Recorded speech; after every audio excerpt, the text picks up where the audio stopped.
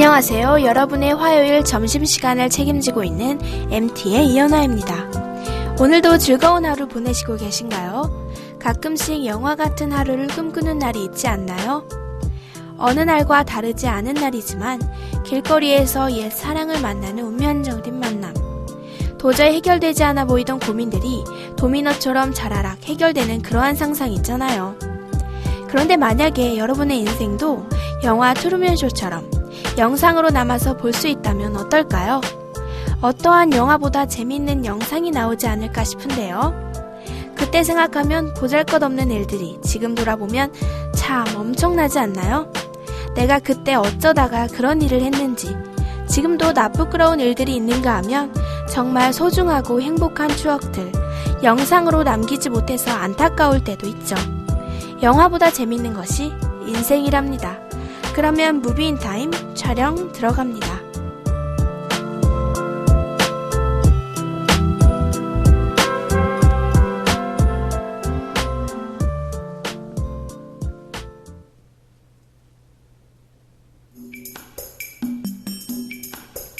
가끔씩, 아니 요즘은 너무 흔하게 뉴스나 신문을 통해 차마 말하기도 창피한 일들이 벌어지고 있죠. 돈 때문에, 권력 때문에, 때로는 아무 이유 없이 살인이 일어나고 있습니다. 사회를 추악하게 만드는 사람들. 그러한 사람들을 오늘 소개할 영화의 주인공은 이렇게 표현합니다. 공공의 적이라고. 그렇습니다. 오늘의 영화는 바로 공공의 적 1편입니다. 2002년에 개봉되어 엄청난 파란을 일으킨 영화. 설경구의 연기는 정말 끝내준다는 것을 새삼 느끼게 해준 영화. 형사들은 다 저렇게 싸움을 잘하는 건지 궁금하게 만드는 영화. 바로 공공의 적입니다. 비단 설경구뿐만 아니라 공공의 적을 보면 맛깔나게 연기하는 배우들이 많이 나오는데요. 반장으로 나오는 강신일, 도중에 잡혀 들어가는 일명 양아치로 나오는 이문식, 칼잡이로 나오는 유해진 등 지금은 유명 배우가 된 그들의 연기는 영화 보는 맛을 배로 늘려줍니다. 그런데 왜? 지금까지 말한 배우가 왜 다 남자냐고요? 연기 잘하는 여자 배우가 없어서냐고요? 아닙니다. 더 중요한 이유가 있어서죠. 바로 공공의 적에는 여자 배우가 나오지 않기 때문입니다. 영화를 보면서 예쁜 화면을 보고 싶은 분들에게는 비추입니다. 하지만 다른 영화의 이쁜 화면들을 압도하는 배우가 바로 설경구인데요. 공공의 적을 통해서 설경구는 청룡영화제, 대종상영화제, 백상예술제 등 총 4개의 시상식에서 나무주연상을 거머쥐게 됩니다. 이런 욕심쟁이 같으니. 아무튼 공공의 적은 단순한 액션 영화 그 이상을 보여주면서 수많은 사람들을 스크린 앞으로 앉게 합니다. 그러면 지금부터 공공의 적 스토리를 설명해 드릴게요. 영화의 주인공 미워할래야 미워할 수 없는 캐릭터의 소유자 강철중인데요. 그의 직업은 형사. 하지만 그는 단순한 형사가 아닌 뒷돈을 남몰래 챙기며 돌아다니는 부패한 형사입니다. 본격적인 스토리를 얘기하기 전에 노래 한 곡 듣고 다시 올게요. 소울컴퍼니의 추격 라떼꼬입니다.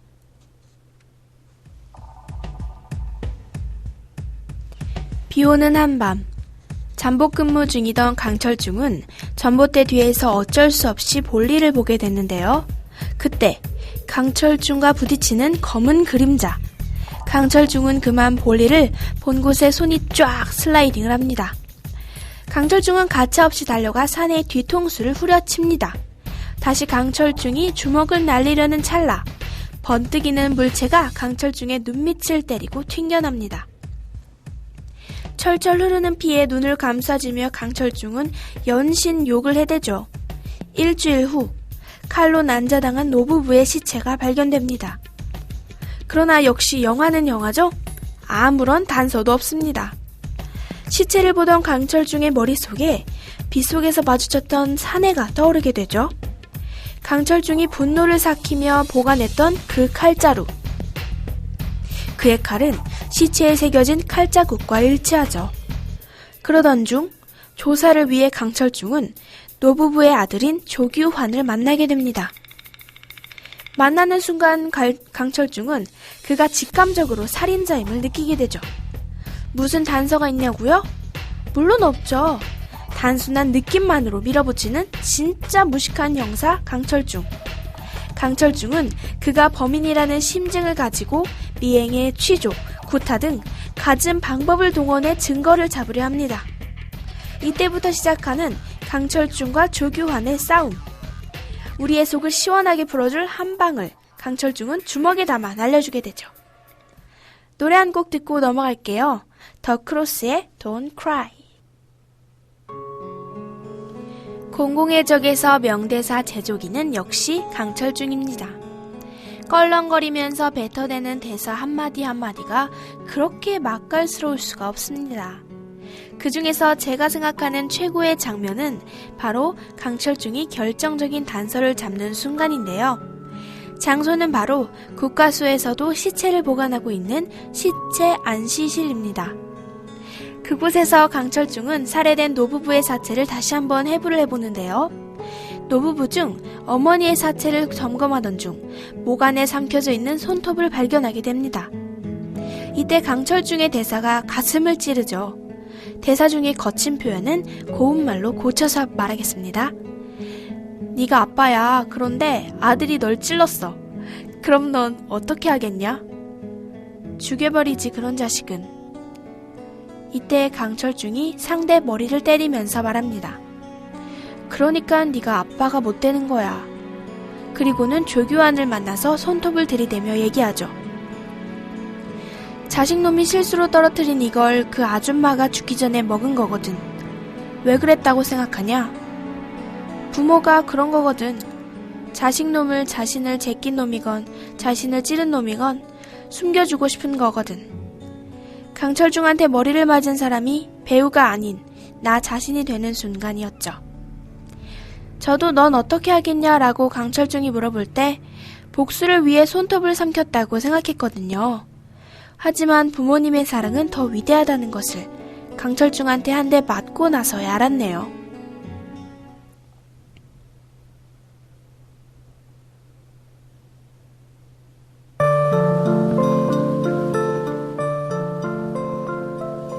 공공의 적을 보면 강철중이 이런 말을 합니다. 자신한테 맞은 사람이 사열종대 안자번호로 연병장 2바퀴라고 말이죠. 그런데 지금 사회를 보면 강철중한테 맞아야 할 사람들이 넘쳐나고 있습니다. 한 대 맞고 나서야 정신 차릴 사람들 말이죠. 마땅히 지켜져야 할 일들이 무시당하고 오히려 그것을 지키는 사람들이 바보가 되는 세상. 영화는 영화에서만 끝난다는 게 슬퍼지는 현실입니다. 공공의 적들은 영화 밖으로 쏟아져 나오고 있지만 강철중 혼자 스크린 안에 갇혀 상대방도 없는 공간에 주먹을 휘두르는 사회가 되지 않길 바랍니다. 오늘의 영화 공공의 적, 강철중의 주먹을 좀 더 가까이서 느낄 수 있었으면 좋겠습니다. 지금까지 제작의 김하늘, 기술의 김다은, 진행의 이현아였습니다.